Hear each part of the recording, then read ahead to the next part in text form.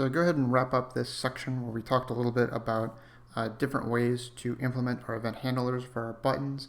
I want to go ahead and do a quick overview of the pros and cons of each of these different techniques that we've discussed. So we looked at private inner classes, anonymous inner classes, and lambda expressions. So for private inner classes, the two main takeaways for this that I want to mention are that these are best used for repetitive tasks and for very large pieces of code. So the primary reason for that is that in the case of a private inner class versus the anonymous or the lambda expression, if we want to go ahead and just write out a piece of code and then go ahead and just construct objects from that class that we use to implement our event handler, we can just go ahead and write that code once, and then those constructor calls, we'll just use those for each one of those instances where we need to register that event to a button. So the general idea here, if we want to be a bit more explicit about this,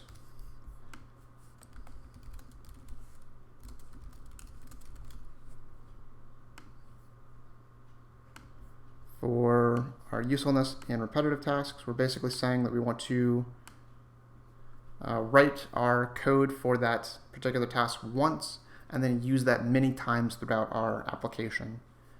For our large pieces of code portion, the primary reason that this makes sense is because of the fact that when we need to write a very large piece of code, so our task has many different steps and it's very involved, we can go ahead and keep that separate and distinct from the rest of the program. So the best idea here is you can imagine you have one piece of code for each of these two parts. So this upper code is going to be dealing with that start method. So basically this portion here is used to address the implementation of our interface. So that's this code right here. Whereas the second piece of code that we keep separate and distinct from the rest of it, this is going to be the implementation of our handle method. So essentially our event handler.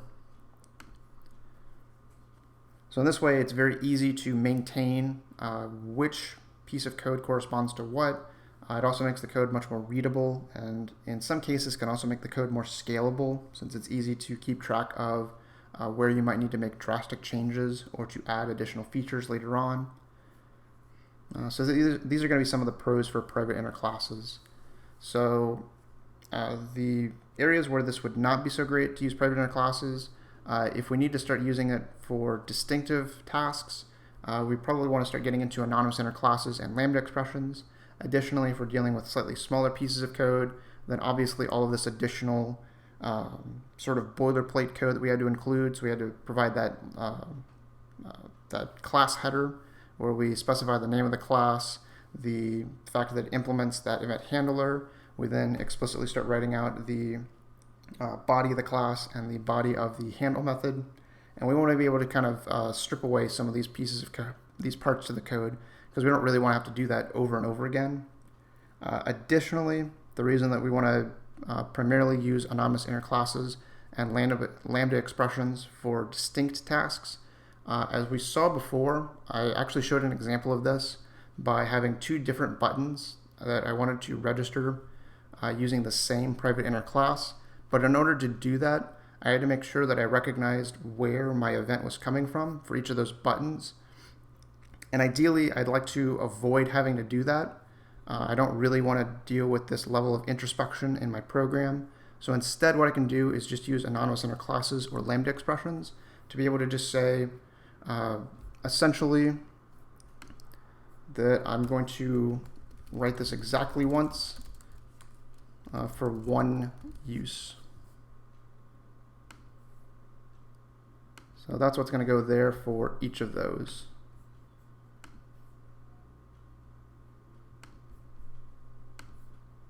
So this is the general idea here.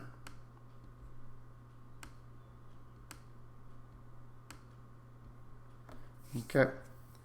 And then as far as this idea of using it for smaller pieces of code, as you can probably tell, if we look at, say, one example of this, the set image demo, I'll use the lambda expression as an example for this. So as you can see from what I've written right here, we've specified the parameters. We've got our notation to indicate when we're moving into the body. And then I've got, in this case, just this single line for my body. If I want to add additional lines to this, do a quick demo, the syntax for that. I need to put in a curly brace here, move that down, I'll move this, add the curly brace there, and then include my semicolon. So at this point now, I've kind of set this up where I could start writing additional lines for this lambda expression. But if I start doing that, I start adding several lines to this, it's important to note that now this particular piece of code is kind of embedded inside of my start method, so it's not really kept distinct from the rest of it. So if we put this together, taking a look at what we are dealing with here, we've got the implementation for interface in both of these cases. And inside of that implementation for the interface, kind of embedded inside of it, is going to be the implementation for the handle method. So this outer portion is the implementation of our interface.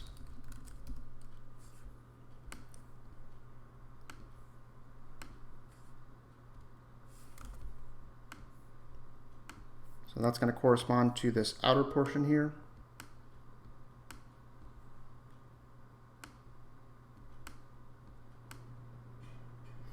Whereas the implementation of our handle method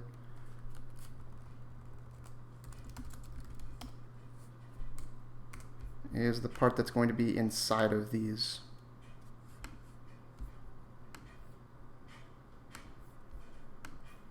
And so ideally we want to try to make sure that if we're going to do this, that this part that we're embedding inside is kept as compact as possible to maintain a high degree of maintainability, readability, and in some cases scalability for our program. Okay. So these are going to be kind of the main distinctions that I want to make between the use cases of our private inner classes, our non-center classes, and our lambda expressions. Okay. So going on to the next couple of videos for this particular chapter of the course.